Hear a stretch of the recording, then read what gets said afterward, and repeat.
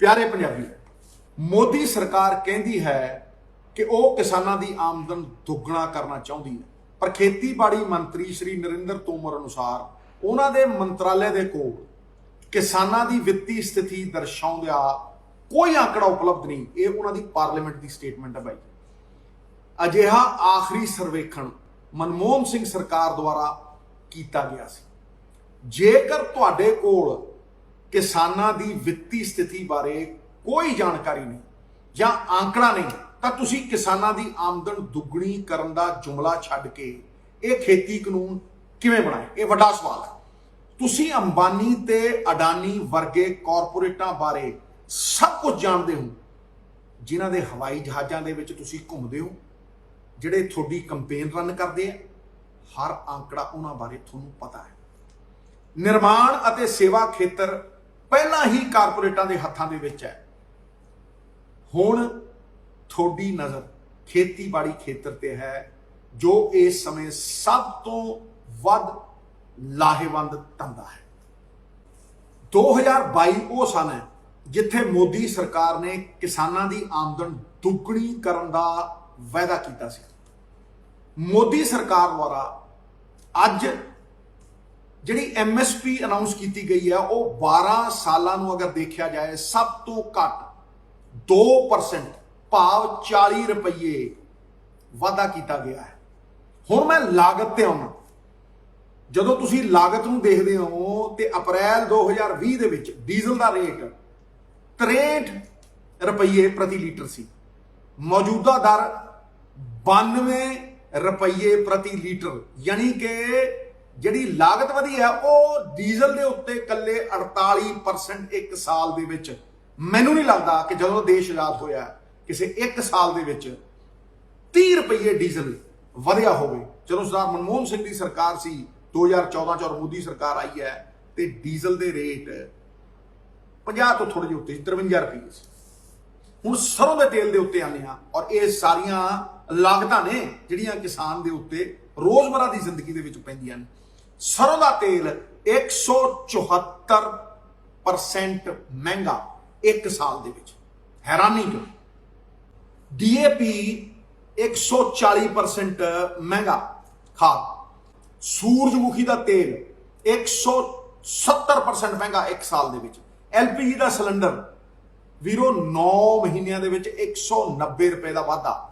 जिस अनुपात के नाल वस्तां की कीमत दे विच वाधा होया है कि किसानां दी आमदन दे विच उसे अनुसार दे नाल वाधा होया है। दरअसल ये 3 खेती कानून अंबानी अते अडानी नूं मुनाफा देण दे लई लिआंदे गए है, और यही असल सच है। 90% आबादी नूं नज़रअंदाज करके, जिहदे च किसान, मजदूर ते छोटे व्यापारी होंदे।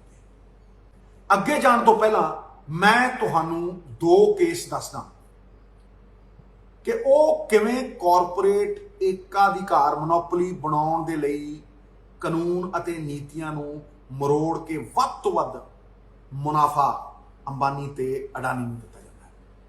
नंबर 1, हिमाचल प्रदेश का 5000 करोड़ का एप्पल बाजार। वड्डा मगरमच्छ अडानी एग्री फ्रैश शुरू दे विच किसानां नूं APMC मंडी नालों वध रेट दे आकर्षण दे के अपने वल लुभाउंदा सी। खरीद दे विच ज़्यादा रेट दे के किसान उहदे वल आकर्षित होए, ते कुछ ही अरसे बाद जदों छोटे व्यापारी मर गए ते अडानी साहब ने 12 तो 72 रुपये रेट सिੱਟਾ मोनोपोली बना के, ते उही अगे 250 रुपए तो वध प्रति किलो की दर दे नाल वेचिया। किसानां नूं अडानी कलैक्शन सेंटर तक पहुंचाउण दे लई उत्पादां दी पैकिंग अते आवाजाई का खर्च भी देना पैंदा है।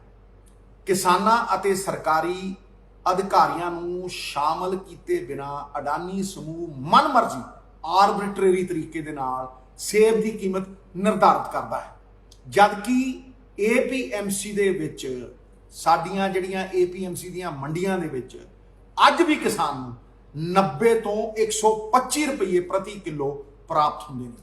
अडानी समूह नूं मोदी सरकार वल्लों नियंत्रित माहौल CA विच ਕੋਲਡ ਸਟੋਰਾਂ ਨੂੰ ਸਬਸਿਡੀ ਦਰਾਂ ਦੇ ਸਥਾਪਿਤ ਕਰਨ ਦੇ ਲਈ ਜ਼ਮੀਨ ਸਸਤੀ ਦਿੱਤੀ ਗਈ ਅਤੇ ਸਰਕਾਰ ਵੱਲੋਂ 75% ਸਬਸਿਡੀ ਪ੍ਰਾਪਤ ਕਰਨ ਲਈ ਨੀਤੀ ਨੂੰ ਹੀ ਤੋੜ ਮੋੜ ਦਿੱਤਾ ਗਿਆ। ਬਾਕੀ 25% ਬੈਂਕਾਂ ਤੋਂ ਲੈ ਕੇ ਬਿਨਾਂ ਕੁਝ ਖਰਚੇ ਅਡਾਨੀ ਸੇਬਾਂ ਦੀ ਮਾਰਕੀਟ ਨੂੰ ਪੂਰੀ ਤਰ੍ਹਾਂ ਕੰਟਰੋਲ ਕਰ ਰਿਹਾ ਹੈ ਔਰ ਹਰ ਨੀਤੀ ਇਹਨਾਂ ਦੇ ਮੁਨਾਫੇ ਦੇ ਲਈ ਬਣਾਈ ਜਾਂਦੀ ਹੈ। ਨੰਬਰ 2, ਸਰੋਂ ਦਾ ਤੇਲ।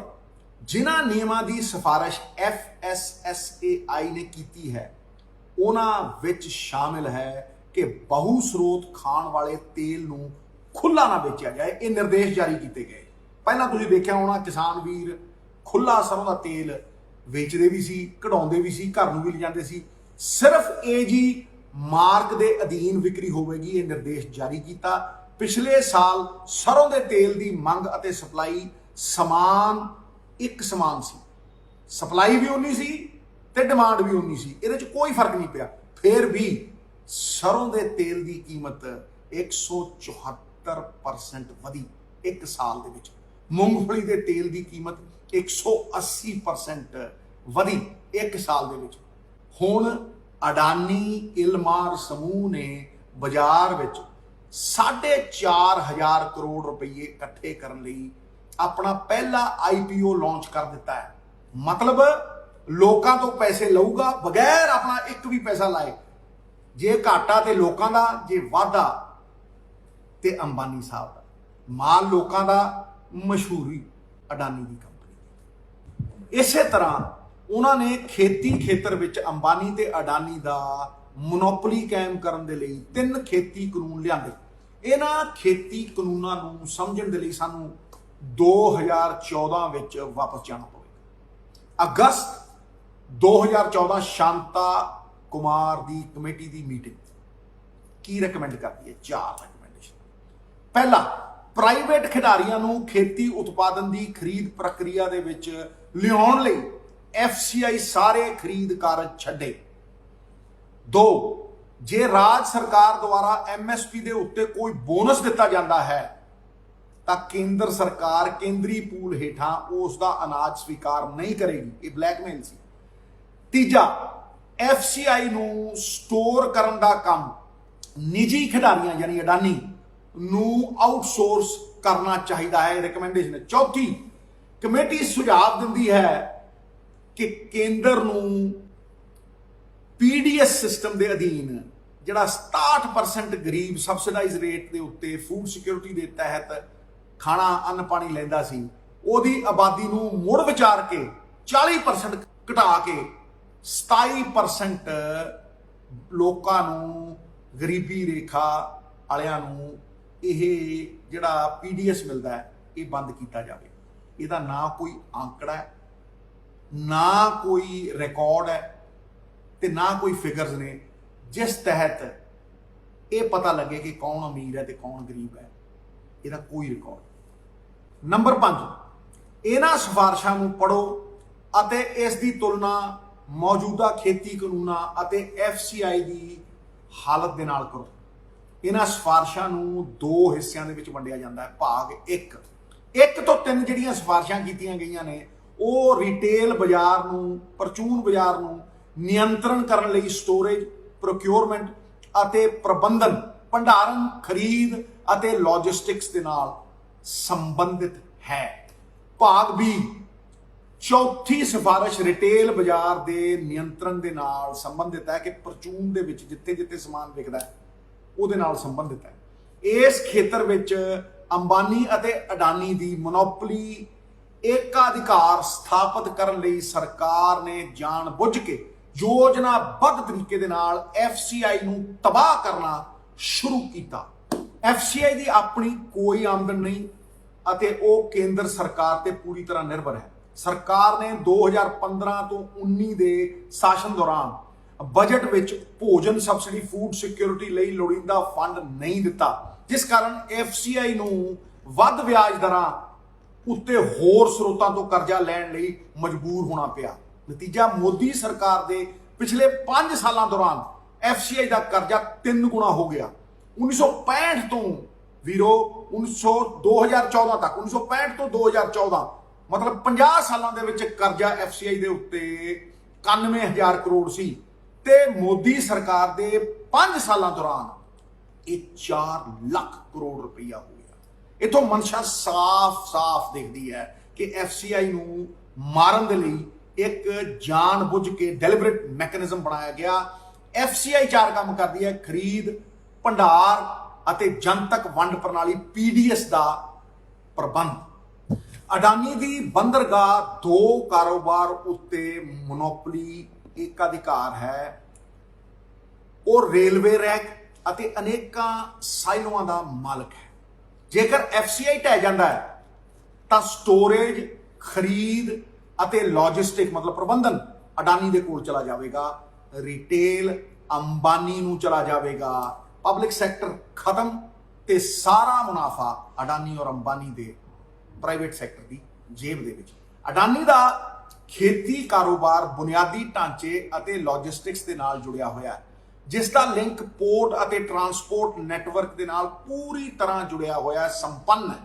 ਅੰਤ FCI ਢਹਿ ਜਾਵੇਗੀ ਕਿਉਂਕਿ ਉਹਦੇ ਕੋਲ ਅਦਾਇਗੀ ਕਰਨ ਦਾ ਕੋਈ ਸਮਰੱਥਾ ਨਹੀਂ। ਹੁਣ ਗੱਲ ਕਰੀਏ ਅੰਬਾਨੀ ਦੀ। 2018 ਚ 100% ਪਰਚੂਨ ਦੀ ਰਿਟੇਲ ਦੀ ਖੁੱਲ ਮਿਲੀ। ਅੰਤਰਰਾਸ਼ਟਰੀ ਪੱਧਰ ਤੇ ਫੰਡ ਵਧਾਉਣ ਦੀ ਮਿਲੀ ਭੁਗਤ ਸੀ। 2019 ਦੇ ਵਿੱਚ ਈ-ਕਮਰਸ ਨੀਤੀ ਦੇ ਵਿੱਚ ਬਦਲਾਵ, ਸਾਰੇ ਬਾਜ਼ਾਰ ਉੱਤੇ ਕਬਜ਼ਾ ਹੋਣ ਦੇ ਲਈ, ਤੇ 2020 ਦੇ ਵਿੱਚ ਖੇਤੀ ਕਾਨੂੰਨ ਮੋਨੋਪੋਲੀ ਬਣਾਉਣ ਦੇ ਲਈ ਅੰਬਾਨੀ।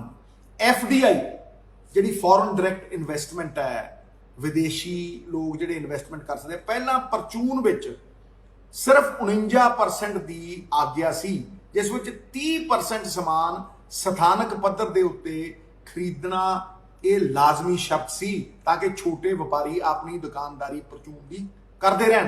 ਹੁਣ ਸਥਾਨਕ ਤੌਰ ਤੇ ਜਦੋਂ ਹੀ BJP ਦੀ ਸਰਕਾਰ ਆਈ, ਸਥਾਨਕ ਤੌਰ ਦੇ ਉੱਤੇ ਸਮਾਨ ਖਰੀਦਣ ਦੇ ਲਈ ਕੋਈ ਲਾਜ਼ਮੀ ਸ਼ਰਤ ਨਹੀਂ ਅਤੇ FDI ਵਿੱਚ 100% ਇਜਾਜ਼ਤ ਦਿੱਤੀ ਗਈ ਰਿਟੇਲ ਸੈਕਟਰ ਦੇ ਵਿੱਚ। ਇਹਦਾ ਮਤਲਬ ਸੀ ਕਿ ਜਿੰਨੀਆਂ ਵੱਡੀਆਂ ਮੱਛੀਆਂ ਨੇ ਉਹਨਾਂ ਨੂੰ ਛੋਟੀਆਂ ਨੂੰ ਨਿਗਲਣ ਦੀ ਪੂਰੀ ਤਰ੍ਹਾਂ ਲੀਗਲ ਇਜਾਜ਼ਤ ਹੈ। ਛੋਟੀਆਂ ਨੂੰ ਮਾਰੋ, ਛੋਟੇ ਵਪਾਰੀ ਨੂੰ ਮਾਰੋ ਔਰ ਵੱਡੇ ਇੱਕਾ ਦੁੱਕਾ ਸਥਾਪਿਤ ਕਰੋ। ਦੇਸ਼ ਦੀ ਈ-ਕਾਮਰਸ ਨੀਤੀ ਦੇ ਨਿਰਮਾਤਾ ਅੰਬਾਨੀ ਸਾਹਿਬ ਨੇ। ਨੀਤੀ ਇਸ ਤਰੀਕੇ ਦੇ ਨਾਲ ਡਰਾਫਟ ਕੀਤੀ ਗਈ ਹੈ ਕਿ ਸਭ ਤੋਂ ਵੱਡੇ ਪਲੇਅਰ ਜਿਹੜੇ ਸੀਗੇ ਫੇਸਬੁੱਕ, WhatsApp, ਉਹਨਾਂ ਨੇ 44,000 ਕਰੋੜ ਰੁਪਈਆ ਅੰਬਾਨੀ ਸਾਹਿਬ ਦੀ ਰਿਟੇਲ ਦੇ ਵਿੱਚ ਇਨਵੈਸਟ ਕਰ ਦਿੱਤਾ। ਇਹਦਾ ਪੂਰਾ ਪ੍ਰਮਾਣ ਹੈ ਕਿ ਭਾਈ ਸਾਰੀਆਂ ਨੀਤੀਆਂ ਇਸ ਤਰੀਕੇ ਨਾਲ ਘੜ ਕੇ ਸਾਰੀ ਵਾਗਡੋਰ, ਸਾਰਾ ਪ੍ਰਬੰਧਨ ਜਿਹੜਾ ਆਨਲਾਈਨ ਖਰੀਦਦਾ ਹੈ ਉਹ ਅੰਬਾਨੀ ਸਾਹਿਬ ਨੂੰ ਦਿੱਤਾ ਗਿਆ। ਜਦੋਂ ਤੁਸੀਂ ਫੇਸਬੁੱਕ, WhatsApp ਤੇ ਅੰਬਾਨੀ ਦਾ ਸ਼ੇਅਰ, ਮਾਰਕੀਟ ਸ਼ੇਅਰ ਲਾਓਗੇ ਆਨਲਾਈਨ ਟ੍ਰੇਡਿੰਗ ਦੇ ਵਿੱਚ, ਜਿਹੜਾ ਕਿ ਫਿਊਚਰ ਹੈ ਕਿਉਂਕਿ ਖਰੀਦਦਾਰੀ ਹੁਣ ਆਨਲਾਈਨ ਹੀ ਹੁੰਦੀ ਹੈ, ਉਹ 110 ਕਰੋੜ ਲੋਕਾਂ ਨੂੰ ਇਨਫਲੂਐਂਸ ਕਰਦਾ ਹੈ। ਇਹਦਾ ਮਤਲਬ 90% ਦੇਸ਼ ਦੀ ਆਨਲਾਈਨ ਮਾਰਕੀਟ ਦੇ ਉੱਤੇ ਮੁਕੇਸ਼ ਅੰਬਾਨੀ ਦਾ ਕਬਜ਼ਾ ਨਿਸ਼ਚਿਤ ਕਰਤਾ ਸਰਕਾਰ। ਹੁਣ ਆਈਏ ਅਕਾਲੀ ਦਲ ਦੀ ਭੂਮਿਕਾ ਦੇ ਉੱਤੇ, ਜਿਹੜੇ ਮਗਰਮੱਛ ਦੇ ਆਂਸੂ ਬਹਾ ਰਹੇ ਨੇ। ਜਦੋਂ ਇਹ ਆਰਡੀਨੈਂਸ ਆਏ ਤੇ 1 ਮਹੀਨੇ ਬਾਅਦ 2020 ਦੇ ਵਿੱਚ ਜੁਲਾਈ 'ਚ ਆਲ ਪਾਰਟੀ ਮੀਟਿੰਗ ਚੰਡੀਗੜ੍ਹ ਦੇ ਵਿੱਚ ਹੋਈ ਤੇ ਸਰਦਾਰ ਸੁਖਬੀਰ ਸਿੰਘ ਬਾਦਲ ਨੇ ਮੋਦੀ ਸਰਕਾਰ ਦਾ ਪੂਰੀ ਤਰ੍ਹਾਂ ਪੱਖ ਪੂਰਿਆ, ਟਿਕਾ ਕੇ ਪ੍ਰਸ਼ੰਸਾ ਕੀਤੀ ਔਰ ਉਹਦੇ ਵਿੱਚ ਕਿਸਾਨ ਯੂਨੀਅਨਾਂ ਵੀ ਸੀ ਔਰ ਹਰ ਪਾਰਟੀ ਮੌਜੂਦ ਸੀ। ਜਦੋਂ ਰੈਜ਼ੋਲੂਸ਼ਨ ਪਿਆ ਸੈਂਟਰ ਦੀ ਸਰਕਾਰ ਦੇ ਖਿਲਾਫ ਤਾਂ ਇਹਨੇ ਆਪਣੇ ਆਪ ਨੂੰ ਵਿਡਰਾਅ ਕੀਤਾ। ਇਹ ਤੁਹਾਨੂੰ ਯਾਦ ਕਰਾਉਣਾ ਚਾਹੁੰਦਾ, 3 ਖੇਤੀਬਾੜੀ ਕਾਨੂੰਨ ਸੁਖਬੀਰ ਸਿੰਘ ਬਾਦਲ ਨੇ ਸੀਨੀਅਰ ਲੀਡਰਸ਼ਿਪ ਸਮੇਤ ਪ੍ਰੈਸ ਕਾਨਫਰੰਸਾਂ ਕੀਤੀਆਂ ਅਤੇ ਖੁੱਲ੍ਹੇਆਮ ਖੇਤੀ ਕਾਨੂੰਨਾਂ ਦੀ ਪ੍ਰਸ਼ੰਸਾ ਕੀਤੀ। 3 ਸਤੰਬਰ 2020 ਨੂੰ ਪ੍ਰਕਾਸ਼ ਸਿੰਘ ਬਾਦਲ ਨੇ ਮੋਦੀ ਸਰਕਾਰ ਦੇ ਪੱਖ ਦੇ ਵਿੱਚ ਆਪਣਾ ਵੀਡੀਓ ਅਪਲੋਡ ਕੀਤਾ, ਜਨਤਕ ਹੈ, ਕੋਈ ਵੀ ਦੇਖ ਲਵੇ।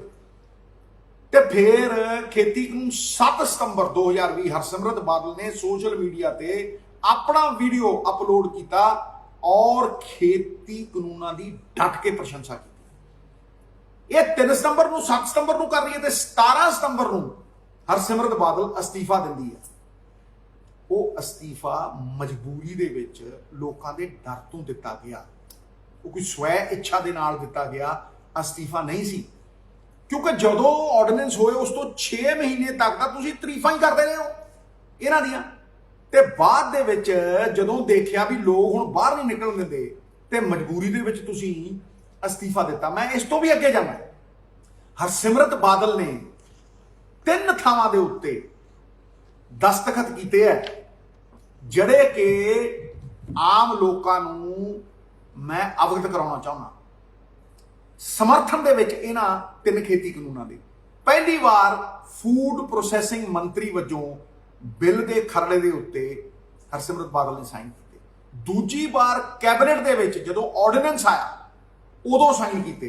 ਤੀਜੀ ਵਾਰ ਕੈਬਨਿਟ ਵਿੱਚ ਜਦੋਂ ਬਿੱਲ ਬਣ ਕੇ ਸਾਹਮਣੇ ਆਇਆ ਉਦੋਂ ਸਾਈਨ ਕੀਤੇ। ਜੇ ਉਹ ਖੇਤੀ ਕਾਨੂੰਨਾਂ ਦੇ ਵਿਰੋਧ ਹੀ ਕਰਦੀ ਸੀ ਤਾਂ ਉਹ ਅਸਹਿਮਤੀ ਨੋਟ ਕਿਉਂ ਨਹੀਂ ਛਾਪਿਆ, ਉਹ ਡਿਸੈਂਟ ਨੋਟ ਅੱਜ ਕਿਉਂ ਜਨਤਕ ਨਹੀਂ ਕਰਦੇ? ਇਹ ਸਵਾਲ ਨੇ ਜਿਹੜੇ ਪੰਜਾਬੀਆਂ ਦੇ ਸਾਹਮਣੇ ਨੇ ਔਰ ਪੰਜਾਬੀਆਂ ਨੂੰ ਇਹਨਾਂ ਦੇ ਉੱਤਰ ਚੰਗੀ ਤਰ੍ਹਾਂ ਪਤਾ।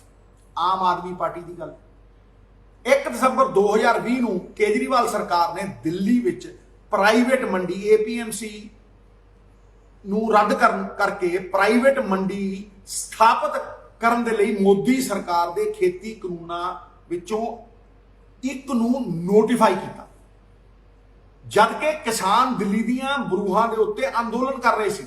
ਉਦੋਂ ਬਾਅਦ ਡਰਾਮਾ ਕੀਤਾ, ਸੈਸ਼ਨ ਬੁਲਾ ਕੇ ਬਿੱਲ ਪਾੜਤੇ। ਪਰ ਕੀ ਉਹ ਜਿਹੜਾ ਕਾਨੂੰਨ ਨੋਟੀਫਾਈ ਕੀਤਾ ਸੀਗਾ ਪ੍ਰਾਈਵੇਟ ਮੰਡੀਆਂ ਵਾਲਾ, ਕੀ ਉਹ ਡੀ ਨੋਟੀਫਾਈ ਹੋਇਆ? ਜੇ ਡੀ ਨੋਟੀਫਾਈ ਕੀਤਾ ਤਾਂ ਫਿਰ ਮੈਂ ਮੰਨ। ਇਹ ਡਰਾਮਾ ਹੈ ਸਾਰਾ, ਇਹ ਦਿਖਾਵਾ ਹੈ ਸਾਰਾ, ਇਹ ਮਗਰਮੱਛ ਦੇ ਆਂਸੂ।